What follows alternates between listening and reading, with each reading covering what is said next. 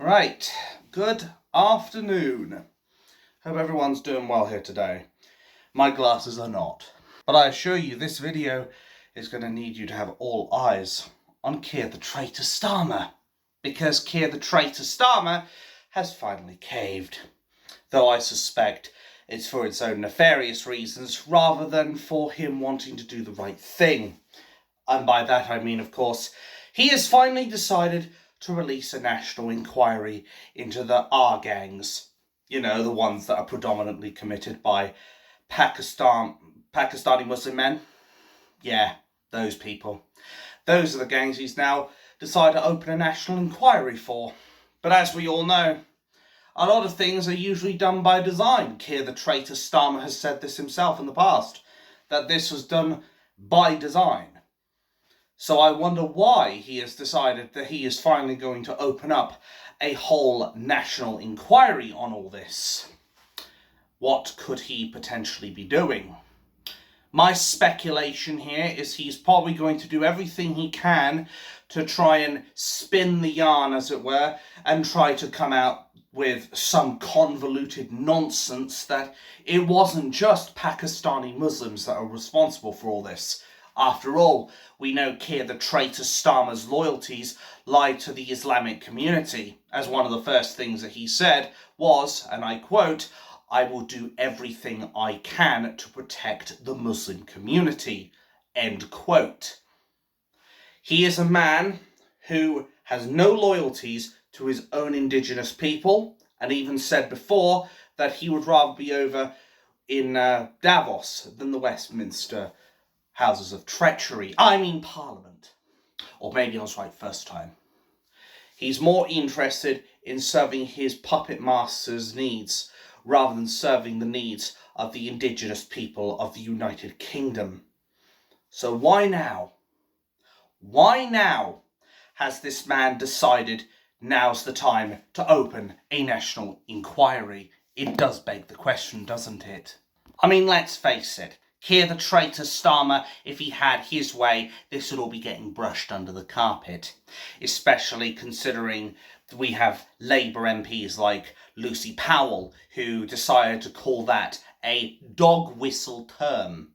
No, it's not a dog whistle term. If anything, this is something that has caused national outrage. You could even say it worldwide outrage. Because people see what's going on in the United Kingdom. Believe it or not, people around the world want to know what shit's going on in different countries. Just like how we want to know what's going on in France, what's going on in the US, what's going on in Italy, what's going on in the Middle East, what's going on with Russia. If they can actually pull Putin out of the asylum house for 30 seconds. But here she is, Lucy Powell, trying to say, oh, that dog whistle term. Let's get that dog whistle term out of here. And Keir the traitor Starmer even saying that it was the bandwagon of the far right. Yeah, my not amused face. But I digress. It is not a dog whistle term. It is not a bandwagon of the far right. It is genuine concerns of Indigenous people who are realising that people like you, Keir the traitor Starmer, and your nonce party, Labour Party, or again, maybe I was right first time, have been doing everything they can to just cover up and make sure nobody knows the truth about it. You didn't do this national inquiry now. You didn't make a mention of this because you wanted to. You did this because you were forced to. Because you know full well, if you don't start opening up about this, shit's gonna hit the fan. Just like that. That's why you really did it, Keir the traitor Starmer. But I think this particular point is going to be the most bone-chilling for a lot of you people. Last year, when there were riots in Rotherham in August, I suspect as part of the Southport riots and how people were sick and tired of children being exploited, there were more convictions in that one day of the Rotherham riots than there have been of grooming gangs in the last 25 years. I'm going to repeat that, just so it sinks in.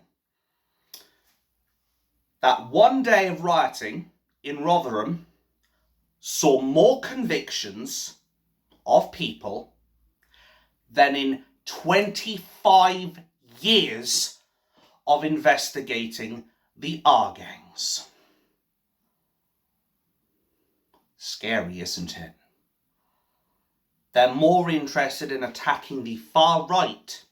They're more interested in locking up Brenda for that tweet that she put out on X the other day, or Bernard for what he put on Facebook, than they are of dealing with these R gangs from predominantly Pakistani Muslim heritage.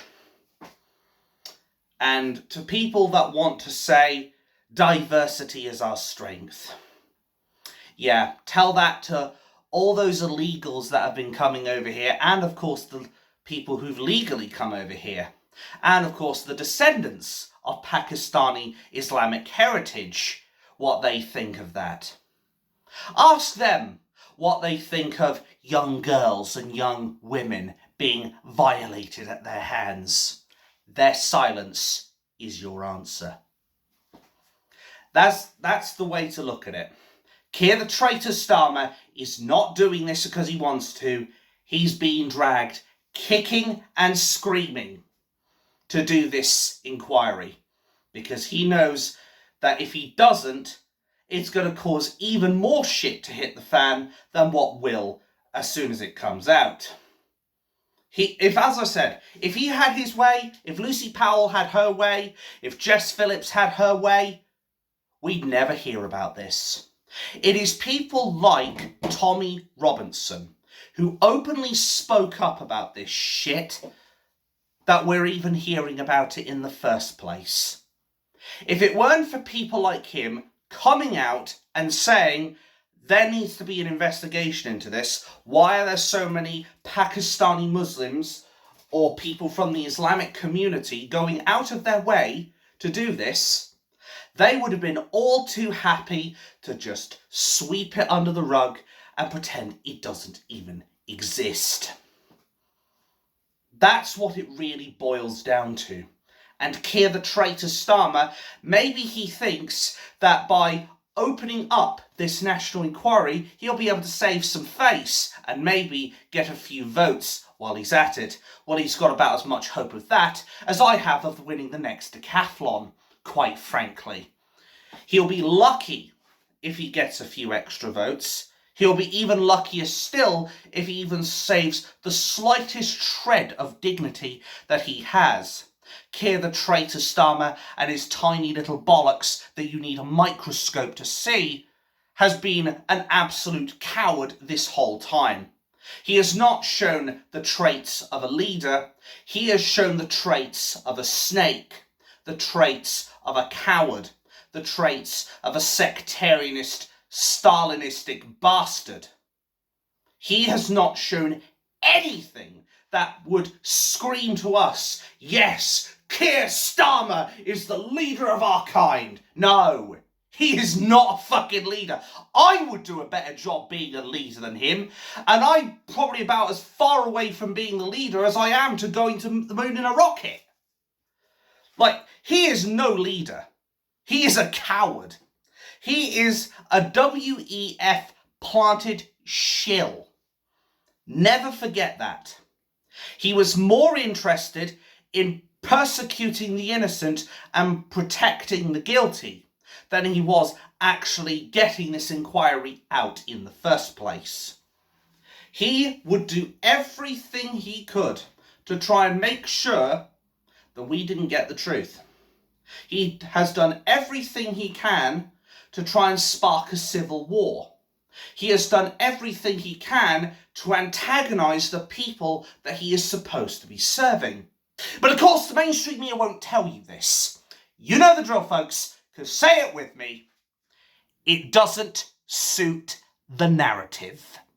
But here you are, making us think, you want us to think that you go, and applaud you for opening this inquiry. The only thing you're getting is 2 middle fingers from me, because you are not fit for purpose. You are not even fit to run on the spot, let alone run for the fucking country.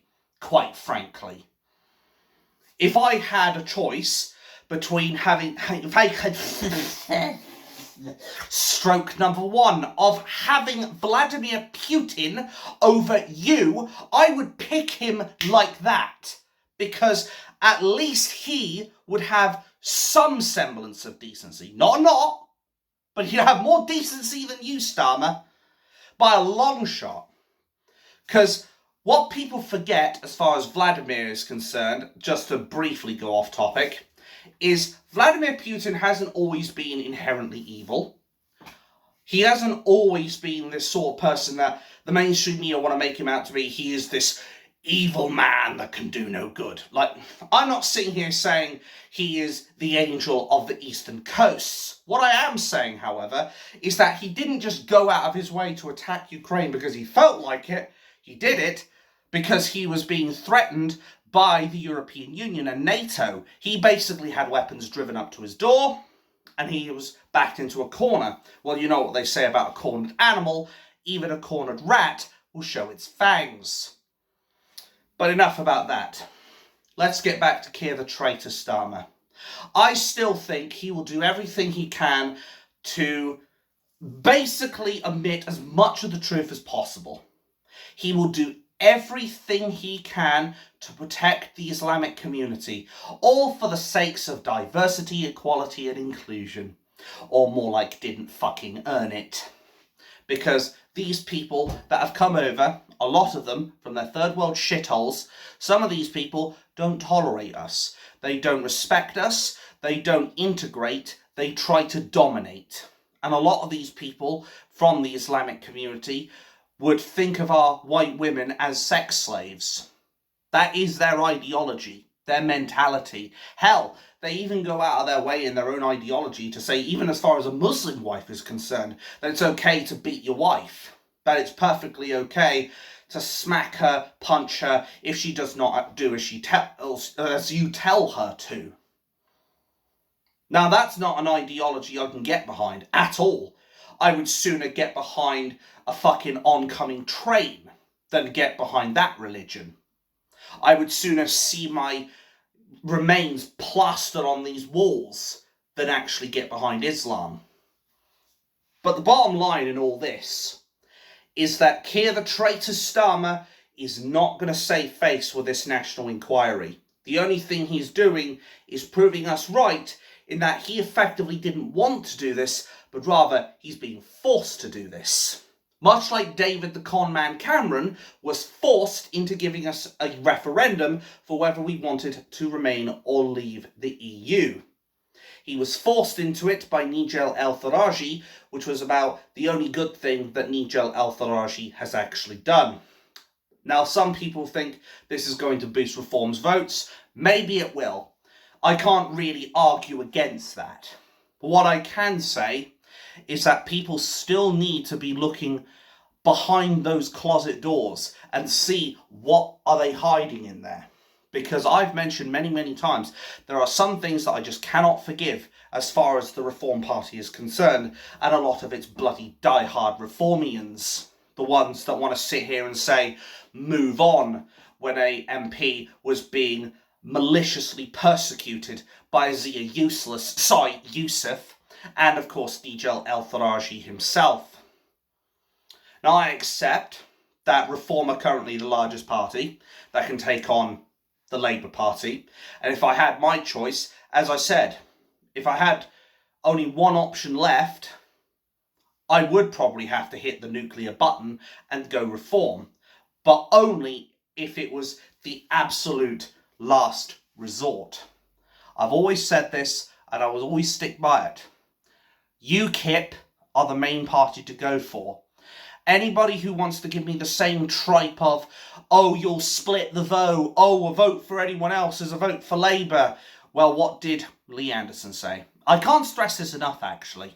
Every single time somebody says the same crap about a vote for anyone else is a vote for Labour, I'm literally just going to fucking respond with what Lee Anderson said in 2024.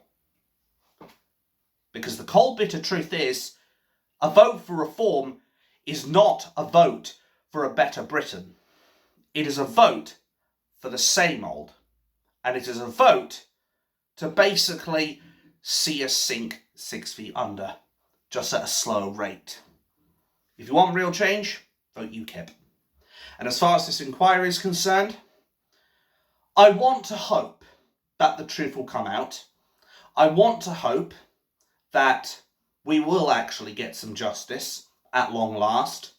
It is disgusting that it took this long for Keir the traitor Starmer, or any bloody government for that matter, to finally have the balls, whether up here or down there, or in my case both, to finally engage in this matter.